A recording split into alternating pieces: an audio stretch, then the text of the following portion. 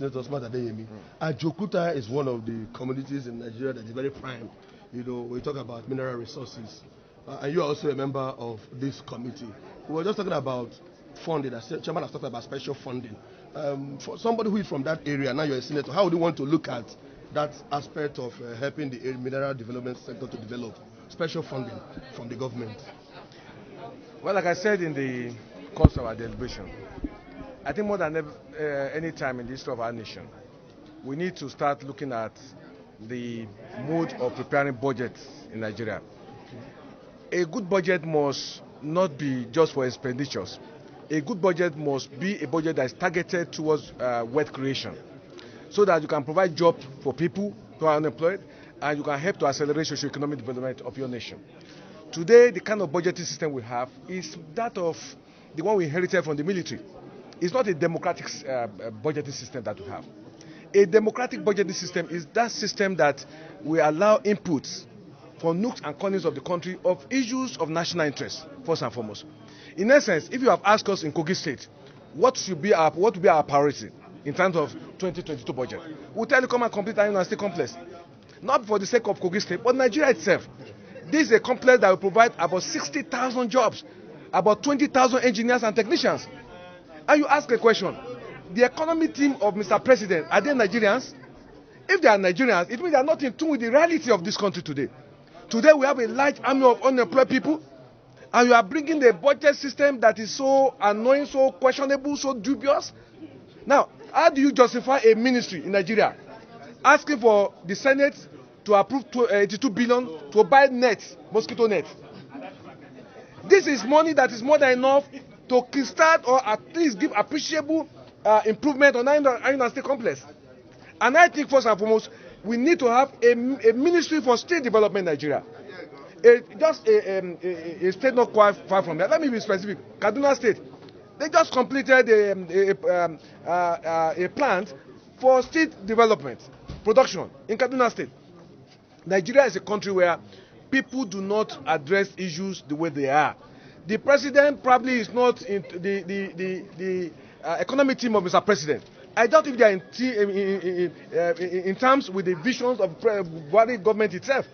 Because I cannot see any economy team preparing a budget, not looking at job creation, wealth creation, in a nation where we have a large army of younger ones who have no job, a country that is coping with the global economic recession.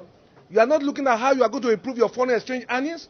You are asking us to come and vote, to come and approve 82 billion to buy net. Those ministers should be sent to jail. Assuming the National Assembly decide to compromise and approve it, let the mosquito kill us. If we are going to put 82 billion to stop mosquito, we have enough herbs in Nigeria to take care. We grew up with herbs, and we are still alive. So how will anybody? It's so annoying that the country that people are begging for 3 square miles, you are coming with 82 billion for us to approve to buy net. Now you are living in a state complex that would have created jobs and help to galvanize socio-economic development and give new frontiers for technological development of our nation. You are not thinking about that. Irrespective of whatever the legal challenges, I think Nigeria is capable of paying off and kickstart Iron and Steel Complex. And I think all of us who are here should mount the pressure. Iron and Steel Complex is fundamental to socio-economic development of Nigeria, technological growth of Nigeria, and wealth creation. We are talking about we want foreign exchange earnings. You are not developing solid minerals. So who are the economic team of this president? Okay, you need to extract who are the economic team of this president as to whether they are competent or they are patriotic to hold such position. Okay, distinguished, you have just talked to us about the challenges. That's how we just sum it up. You know, and you're talking about advocacy. All of us put our hands together. Yeah. How does the Senate lead this advocacy? Because you are in the committee through your oversight. How do we do this to bring this change you're talking about? You don't need oversight. You don't need to oversight on this matter. We have gone there times we don't know, but we are talking about budgetary provision. We are not this is common sense. If the money is there, then we can do oversight. If the money is not there, what do you want us to go and look at? This is a place we grew up with. We grew up to know Iron and Steel Complex. When it was functioning, I can tell you there's no part of any automobile that they cannot produce for you in Iron and Steel. I went there about 2 years ago. They produced a crusher. 95% of the materials of producing a crusher was from Iron and Steel Complex. They themselves, the technicians, the engineers in Kogi State, they use the materials on site to produce a crusher. You know what that means? There are stones. There are countries in Nigeria in the world without stones. Now, if you have a crusher, if you produce crusher in hundreds, you know the implication of it? The implication is that it will bring the cost of construction down, because all the stones that are required will be provided locally, and you employ people. All these graduates, if you give them money to set up a crusher, and they are making a minimum of 100,000 per day, that is more than enough to take care of them, and they'll be willing. Look, the problem of Nigeria is that you have some people who do not want this country to move forward. Period. That's just it. And these are elite.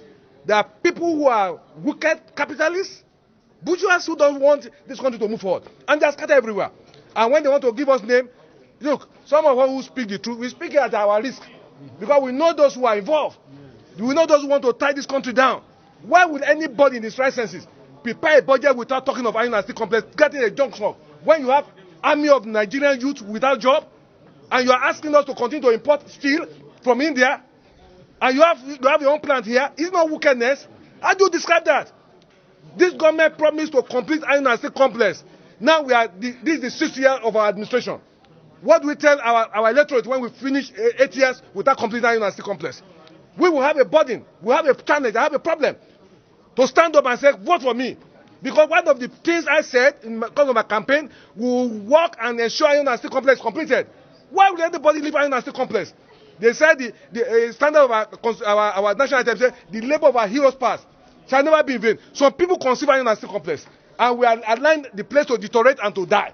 For what reason? Those who have gone to court are Nigerians, highly placed Nigerians, who use foreigners as a cover to tie down iron and steel complex. They are Nigerians. EFCC should investigate those Nigerians who are involved in the sales of iron and steel complex. They are powerful Nigerians. These are people who can kill anybody, but will not be afraid of somebody killing us without telling the truth. There are some people deliberately don't want this country to grow. You think some of us came here to play? We came here to speak the truth to government so that this country can be better for all of us. That is our position. It's not all of us who came here because we have nothing to do. Iron and steel complex is clear. It's fundamental to economic development, to social development, to everything you can think of a nation.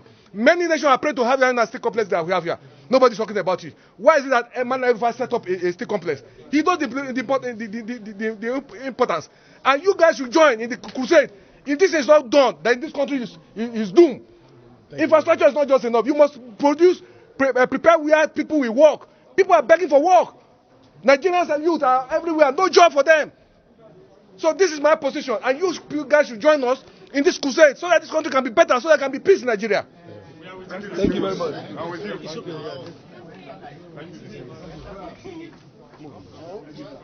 Wow.